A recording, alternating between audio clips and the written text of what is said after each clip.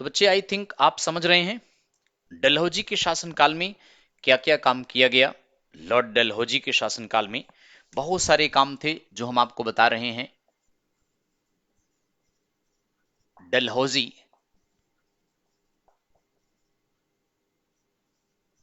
लंबे समय तक शासन किया था।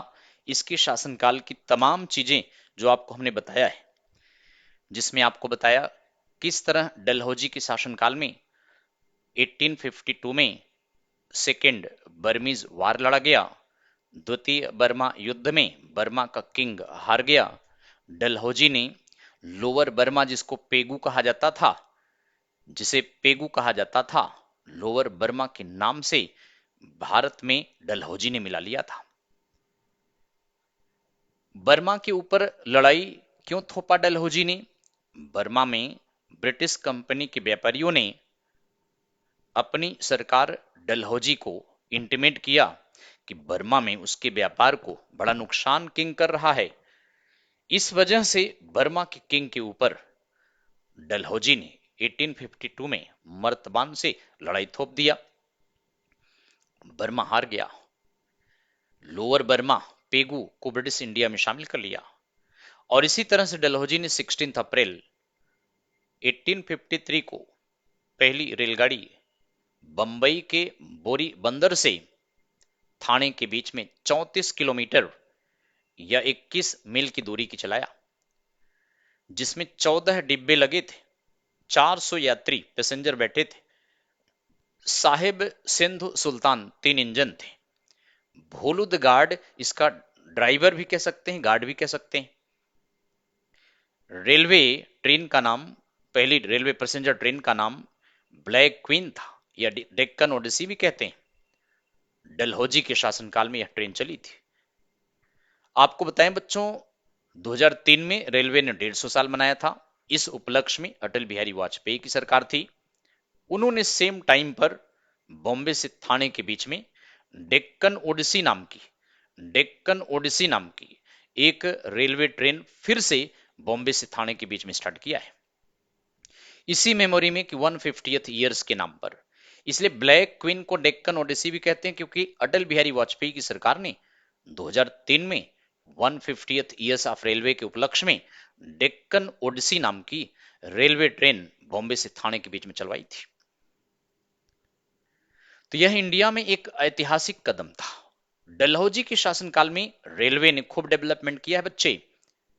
और इसके अलावा शिपिंग कारपोरेशन, जिसकी हम चर्चा कर रहे हैं, जहाज निर्माण कारखाना, 1854 में इंडिया में जहाज निर्माण कारखाना लगाया तो नहीं गया, लेकिन जहाज इंडिया में फर्स्ट टाइम डलहौजी के समय में डेवलप किया है। विशाखापत्तनम, बॉम्बे, कलकत्ता, सूरत, मद्रास, तमाम बंदरगाहों को डेवलप किया गया और अनेक प्रकार के शिपिंग कारपोरेशन को बढ़ावा दिया गया। अगर आपसे ये पूछा जाए कि इंडिया में ब्रिटिश कंपनी ने सबसे ज्यादा इन्वेस्टमेंट अपना किस काम में किया है, किस वर्क में किया है, तो मैक्सिमम इन्वेस्टमेंट ब्रिटिश कंपनी का या ब्रिटिश गवर्नमेंट का जो हुआ है वह रेलवे और शिपिंग कारपोरेशन में हुआ है।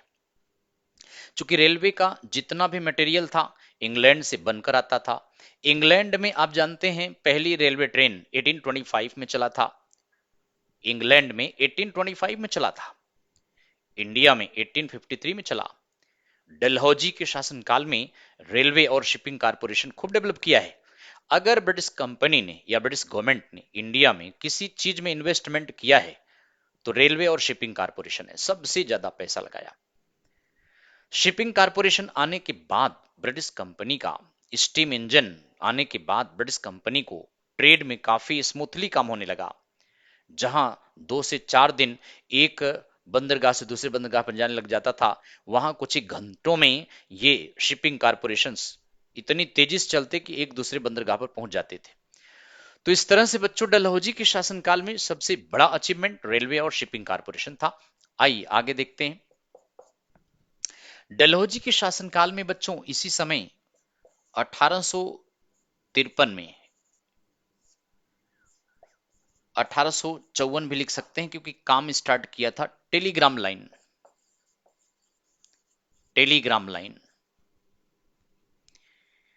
डलहौजी के शासनकाल में टेलीग्राम लाइन, वैसे तो आपको बताएं कि पहली टेलीग्राम लाइन कलकत्ता से पर्ल हार्बर के बीच में था। कैलकटा टू पर्ल हार्बर,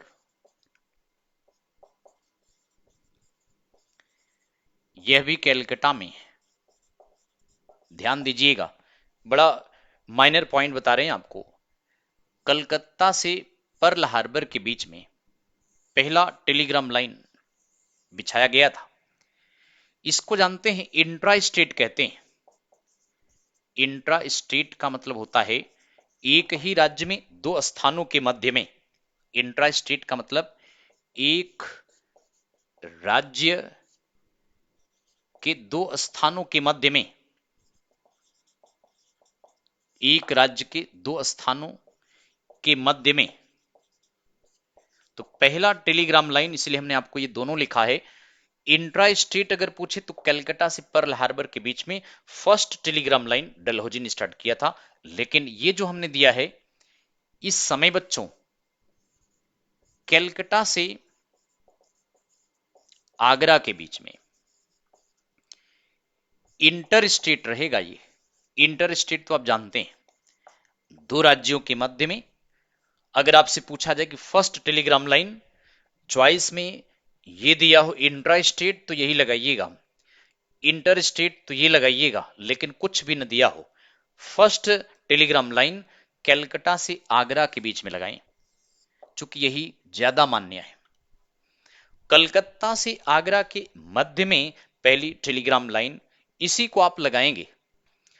हाँ, अगर ऐसा कोई क्वेश्चन पुटअप कर दे कि इंट्रा स्टेट एक ही राज्य में दो स्थानों के मध्य में, तो कलकत्ता से पर्ल हार्बर, यह भी कलकत्ता में है। और ये कलकत्ता वेस्ट बंगाल में आज की डेट में, आगरा उत्तर प्रदेश में, यह पहला इंटर स्टेट था। काफी लंबी टेलीग्राम लाइन थी। 1865 में आपको बताएं गल्फ पैसिफिक टेलीग्राम लाइन का विस्तार हो गया था। यानी इंडिया से इंग्लैंड के बीच में टेलीग्राम लाइन 1865 के मध्य में बिछ गया था। 1865 में पैसिफिक टेलीग्राम लाइन इंडिया और इंग्लैंड के मध्य में स्टार्ट हुआ था। तो कुल मिला के कह सकते हैं टेलीग्राम लाइन उस समय सबसे फास्टेस्ट मीडियम ऑफ इंटीमेशन था, अर्थात सबसे तेजी से समाचार को पहुंचाने का सबसे बड़ा मीडियम टेलीग्राम लाइन होता था। इसके आने से ब्रिटिश ईस्ट इंडिया कंपनी को कुछ ही घंटों में एक स्थान से दूसरे स्थान को इंटीमेट कर दिया जाता था। 1857 की क्रांति में टेलीग्राम लाइन ने काफी बड़ा योगदान किया था ब्रिटिश कंपनी को क्रांति को दबाने में। रेलवे, ट्रेन और शिपिंग कारपोरेशन ने, टेलीग्राम लाइन ने ब्रिटिश कंपनी की क्रांति को दबाने में काफी योगदान दिया था। तो बच्चों, इस तरह से डलहौजी के शासनकाल में ये स्टार्ट हुआ। लेकिन 1865 के मध्य में, इस समय इंडिया और इंग्लैंड के बीच में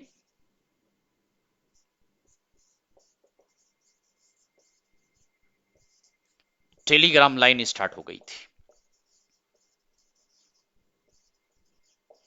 तो इंडिया इंग्लैंड के मध्य में इस वर्ष टेलीग्राम भारत और इंग्लैंड के बीच में स्टार्ट हो गया था।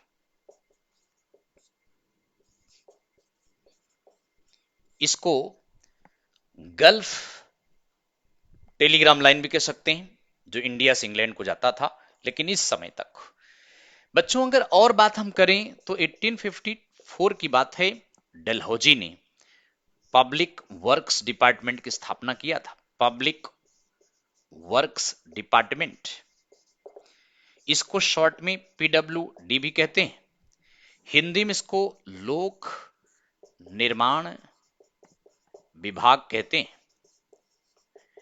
लोक निर्माण विभाग भी कहते हैं।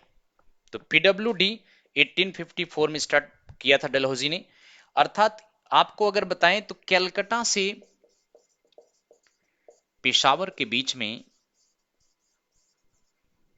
जीटी रोड,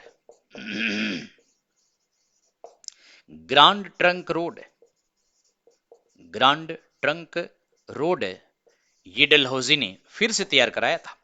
आप जानते हैं शेर शाह सूरी के शासनकाल में सड़क ए आजम कहते थे।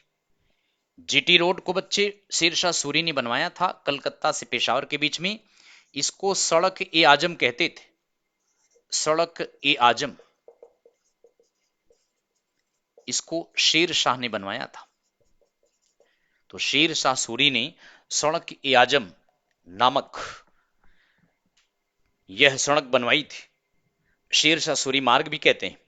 डलहौजी के शासनकाल में इसको फिर से रिनोवेट किया गया, नाम बदलकर जीटी रोड रखा था, डलहौजी नहीं रखा था। और यह रोड बच्चे पीडब्ल्यूडी के अंडर में आता था, है ना, पब्लिक वर्क्स डिपार्टमेंट के अंडर में यह रोड आती थी। तो आई थिंक आप लोग बेहतरीन तरीके से समझ पा रहे हैं मैं जो समझा रहा हूं।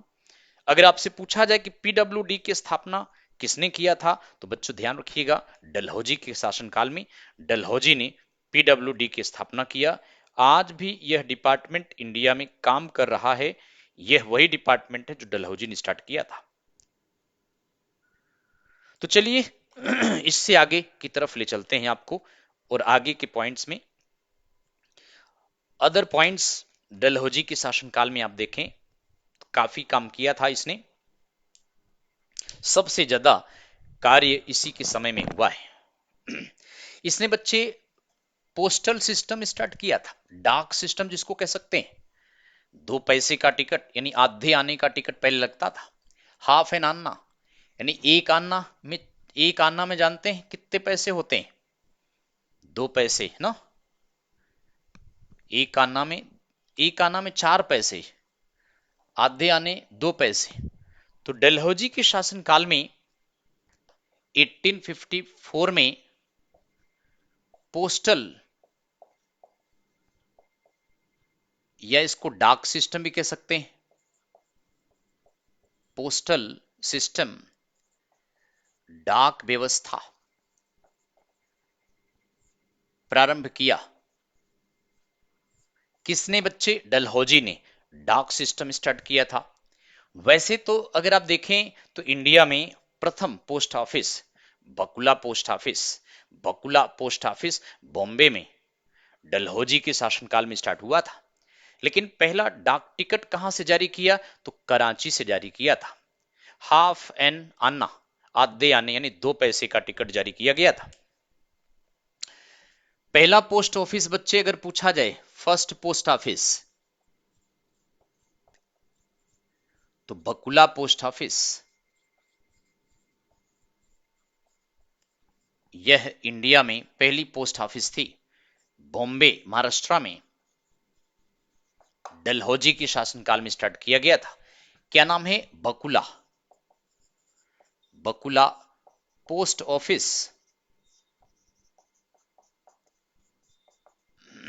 ये स्टार्ट किया गया था। लेकिन अगर यह कहा जाए पहला डाक टिकट कहां से जारी किया, तो कराची से। फर्स्ट पोस्टल टिकट या पोस्टल स्टाम्प टिकट, ये अगर आपसे पूछा जाए प्रथम डाक टिकट, तो बच्चों कराची से जारी किया था। कराची तो आप जानते ही हैं पाकिस्तान में है। तो पाकिस्तान के कराची से हाफ एन आना या 2 पैसे का टिकट, अथवा इसको हाफ एन आना भी कह सकते हैं, यह टिकट इसने जारी किया था।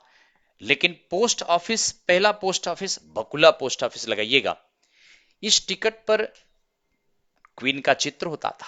इस समय क्वीन विक्टोरिया थी, ब्रिटिश क्वीन का चित्र होता था। So this is very important point, ध्यान देना है आपको। चलिए आगे की तरफ अगर आपको ले चलें तो डलहौजी के शासनकाल में गोरखा रेजिमेंट का निर्माण किया गया था। गोरखा रेजिमेंट, आपको बताएं कि इससे पहले गोरखा रेजिमेंट बना नहीं। डलहौजी के समय में फर्स्ट टाइम गोरखा रेजिमेंट इसी समय में बना था। वैसे आपको बताएं कि 1816 में गोरखा नेता अमर सिंह थापा नेपाल वार में हार गए थे और ब्रिटिश कंपनी के साथ समझौता कर लिया था। संगौली की संधि आपको बताया था। तो 1816 में संगौली की संधि के बाद Gorkha leader Amar Singh Thapa British company को अपना दोस्त बना लिए और British company Gorkha regiment Gorkha के बीच में बॉर्डर डिवाइड हो गया था। लेकिन फर्स्ट टाइम अगर आपसे पूछा जाए गोरखा रेजिमेंट कब बना, तो गोरखा रेजिमेंट डलहौजी के समय में बना था।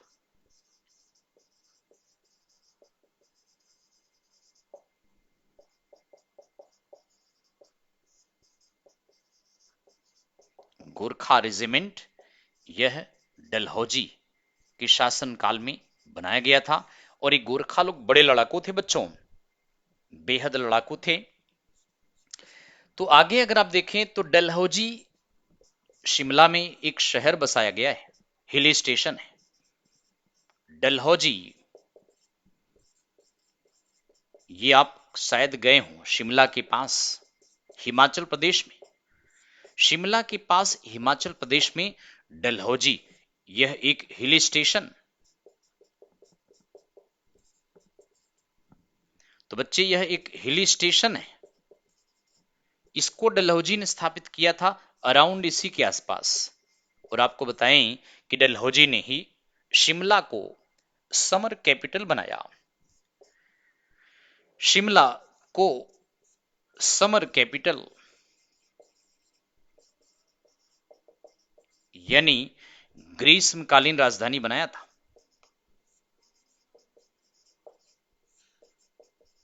तो आई थिंक आप सभी जानते हैं डलहौजी की देन है।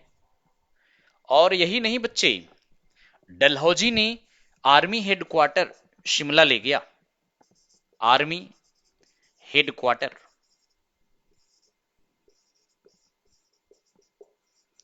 आर्मी मुख्यालय, सेना मुख्यालय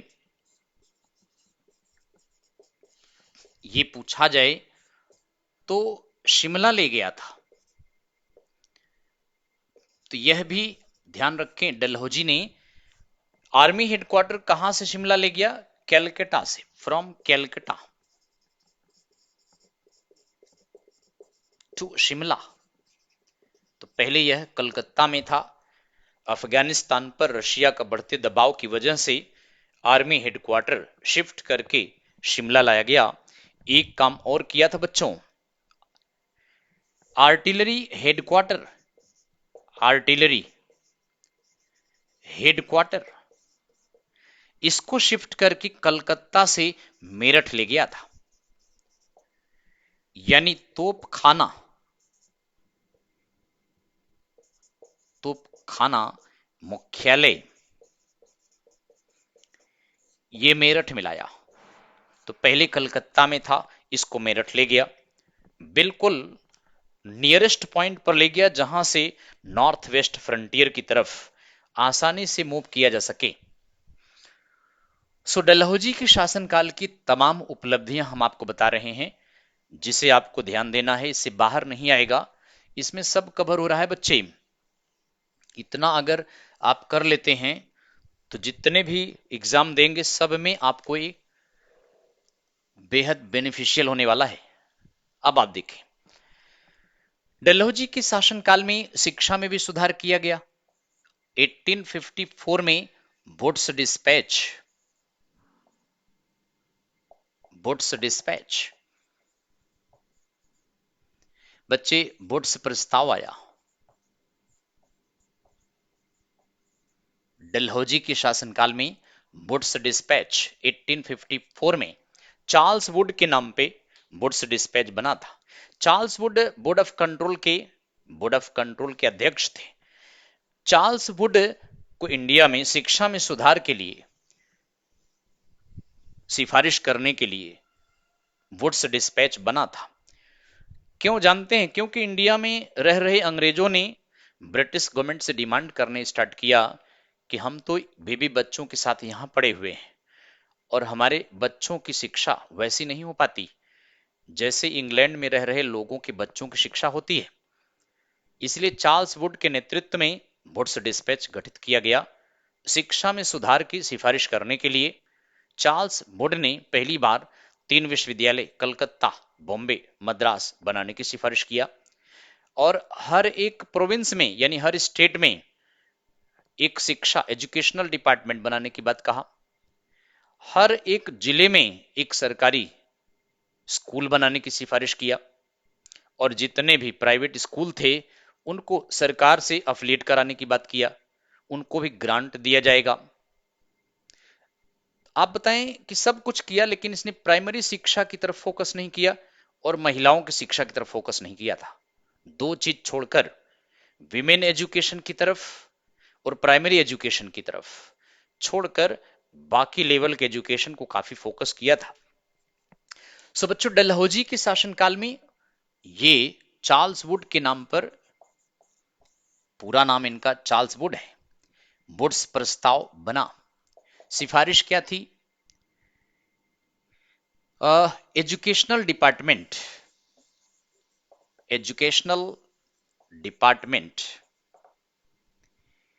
इन ईच स्टेट,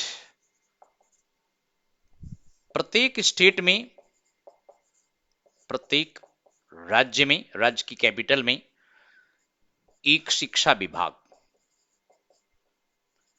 शिक्षा विभाग का गठन। दूसरी सिफारिश इसकी क्या है बच्चे? स्कूल, गवर्नमेंट स्कूल कह सकते हैं, government school at each district, प्रत्येक जिला मुख्यालय जहां होगा वहीं पर होगा ये, प्रत्येक जिले में एक सरकारी स्कूल। ये सिफारिश किया। और तीसरी बात क्या थी बच्चे? 3 यूनिवर्सिटीज,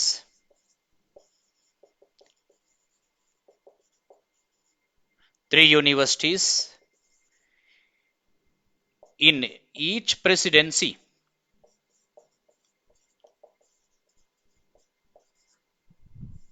बच्चे प्रत्येक प्रेसिडेंसी में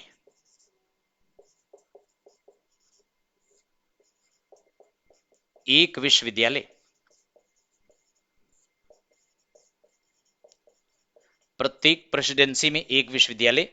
तो आपको शायद पता हो 1857 में कैलकटा, बॉम्बे और मद्रास, बच्चों ये 3 विश्वविद्यालय इंडिया में तीनों प्रेसिडेंसी में पहली बार स्थापित किए गए थे। तो इस तरह से शिक्षण डिपार्टमेंट, एक बात और इसमें लिख सकते हैं, प्राइवेट स्कूल्स वर एफिलिएटेड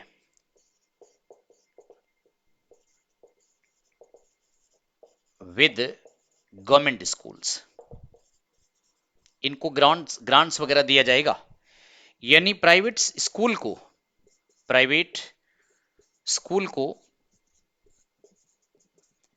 सरकारी स्कूल से जोड़ दिया।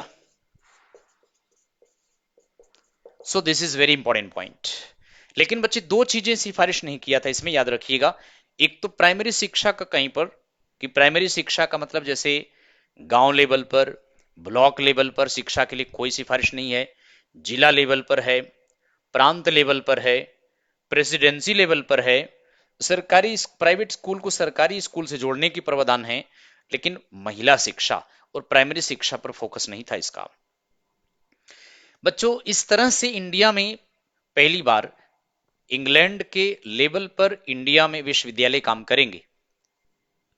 भारत में पहली बार, इससे पहले कभी नहीं था, फर्स्ट टाइम। जैसे इंग्लैंड के यूनिवर्सिटी काम करते हैं उसी लेवल पर इंडिया में तीनों विश्वविद्यालय बनाए गए, इंग्लैंड के पैटर्न पर इंडिया में काम करेंगे। इसलिए वुड्स डिस्पैच को शिक्षा का मैग्ना कार्टा कहते हैं, शिक्षा का Magna carta, Magna carta on education किसे कहते हैं? वुड्स डिस्पैच को। एक्चुअली मैग्ना कार्टा का समझौता एक इंग्लैंड में 1215 में हुआ था, जिसके द्वारा इंग्लैंड के लोगों को किंग ने फंडामेंटल राइट्स दे दिया था। इसी वजह से इसे वुड्स डिस्पैच को शिक्षा का मैग्ना कार्टा कहा गया बच्चों। शिक्षा के क्षेत्र में डलहौजी के शासनकाल में अभूतपूर्व सुधार हुआ था, तो इस पर काफी कार्य किया गया था बच्चों। अब आप आगे नेक्स्ट पॉइंट की तरफ चलते हैं आपको लेकर। 1853 में डलहौजी के शासनकाल में इंग्लैंड में आईसीएस परीक्षा स्टार्ट हुई। आपको पता है लॉर्ड कॉर्नवालिस को आईसीएस का जनक कहा जाता है, क्योंकि लॉर्ड कॉर्नवालिस की सिफारिश पर आईसीएस परीक्षा कराने का प्रावधान किया गया। लेकिन पहली बार आईसीएस परीक्षा 1853 में लॉर्ड डलहौजी के समय में इंग्लैंड में हुआ था। इंडियन आईसीएस परीक्षा में अपीयर नहीं हो सकते थे, केवल अंग्रेजों को आईसीएस परीक्षा में बैठने की परमिशन थी। जो भी अंग्रेज या यूरोपियन आईसीएस परीक्षा क्लियर करेगा वह इंडिया में आएगा और उसे भारत के एडमिनिस्ट्रेशन के बारे में सेंट विलियम कॉलेज कलकत्ता में ट्रेनिंग दिया जाएगा, फिर उसको डीएम कलेक्टर के पोस्ट पर इंडिया में अपॉइंट किया जाएगा। तो पहली बार बच्चे इसी समय में डलहौजी के शासनकाल में 1853 में ICS exam started at London. इसको आईसीएस की full form Indian civil services, भारतीय सिविल सेवा परीक्षा,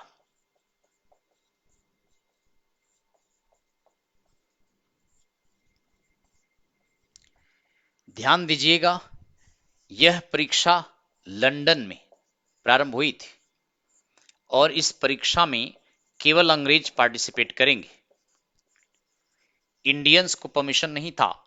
इनको ट्रेनिंग कहां दिया जाएगा? सेंट विलियम कॉलेज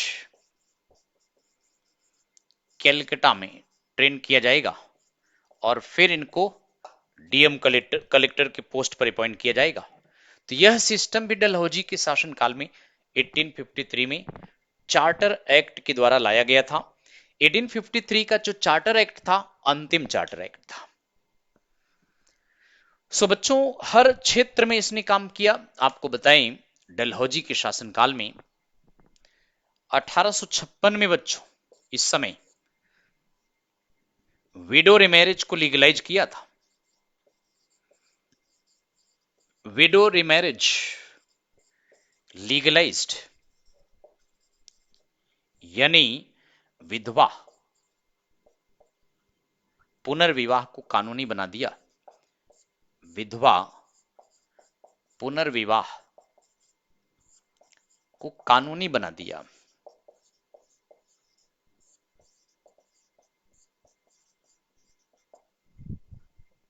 तो ऐसा पहली बार हुआ।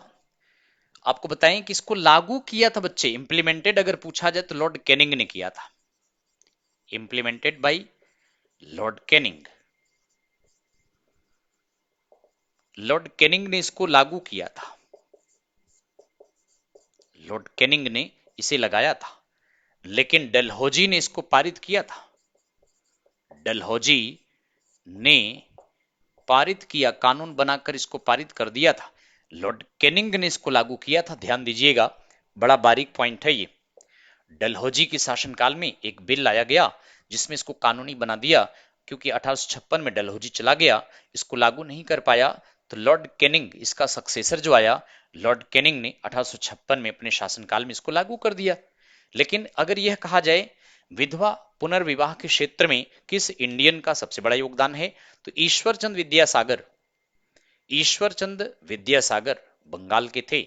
सबसे बड़ा योगदान ईश्वरचंद विद्यासागर का है। ईश्वरचंद विद्यासागर ने बच्चों स्वयं एक विधवा से शादी किया था। अपने पॉकेट खर्च पर कई बार विडो रिमैरिज को अरेंज किया था।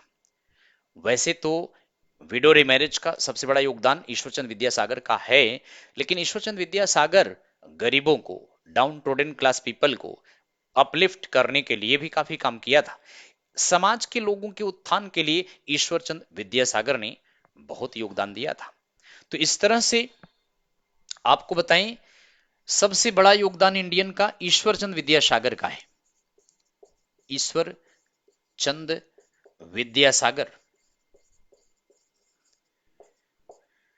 Known for window रेमैरेज।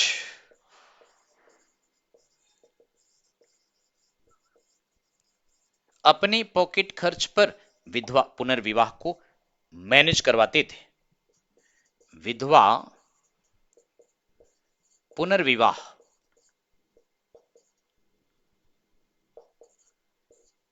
के लिए इनको जाना जाता है।